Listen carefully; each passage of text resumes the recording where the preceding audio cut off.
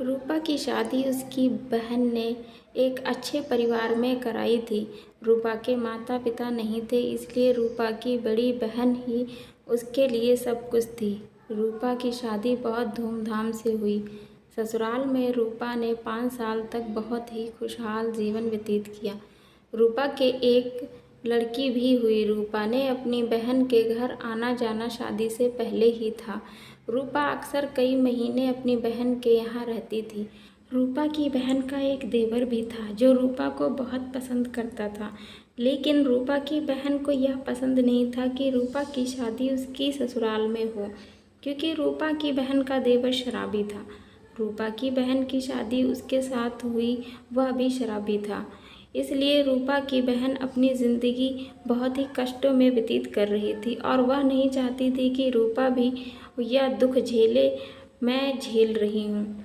इसलिए रूपा की बहन ने रूपा की शादी एक अच्छे और पैसे वाले परिवार में की थी, लेकिन शादी के बाद ही रूपा की बहन का देवर रूपा की ससुराल आता जाता था और रूपा भी उससे मिलने के लिए कोई न कोई बहाना ढूंढकर अपनी बहन की ससुराल जाती थी।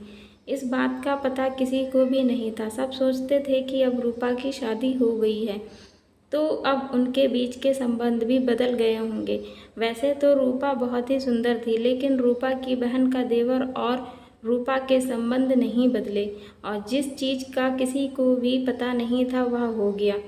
रूपा अपने पति को छोड़कर अपनी बहन के देवर के साथ भाग गई और अपनी 2 साल की लड़की को भी छोड़ गई। इस बात का पता जब रूपा के बहन को चला तो वह बहुत ज़्यादा गुस्सा हुई। उसे अपनी बहन से यह उम्मीद नहीं थी। भागने के 2 साल तक यह लोग ईंट बनाने वाले भट्ठे पर रहे, वहाँ मजदूरी करते और अपना गुजारा करते। उसके बाद रूपा फिर से गर्भवती हुई तो रूपा अपनी बहन के देवर के साथ वापस आई अपनी बहन के घर। पहले तो दोनों बहनों में कोई बातचीत नहीं होती थी। समय बीतता गया, दोनों में धीरे धीरे बातचीत शुरू हुई, लेकिन रूपा की बहन का देवर शराबी था और शादी होने के बाद उसने ज़्यादा ही पीनी शुरू कर दी थी। घर में खाने के लिए भी नहीं होता था। रूपा खेतों में मजदूरी करती और गाय का दूध बेचकर अपने घर का गुजारा चलाती। रूपा ने जिससे शादी की वह इतना कमाता, शराब पीने में उड़ा देता। अब रूपा को अपनी गलती का एहसास होने लगा था। वह जिसको छोड़कर आई थी उसके घर में किसी चीज़ की कमी नहीं थी।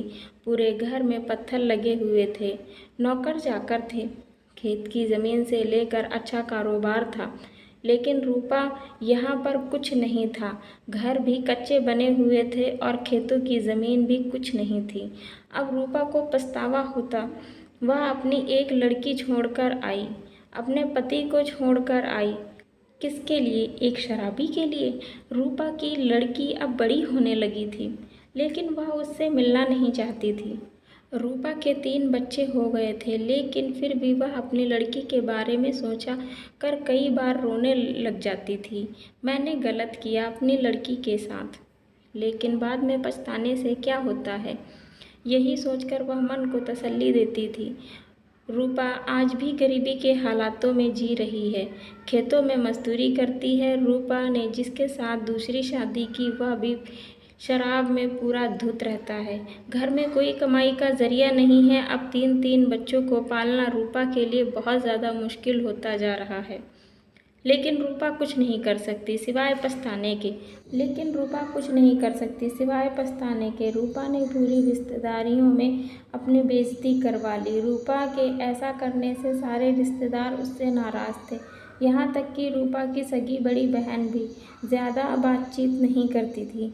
रूपा की बड़ी बहन तो परेशानियों में अपनी ज़िंदगी काट रही थी, लेकिन रूपा के ऐसा करने से रूपा की भी ज़िंदगी परेशानियों में ही कटने लगी।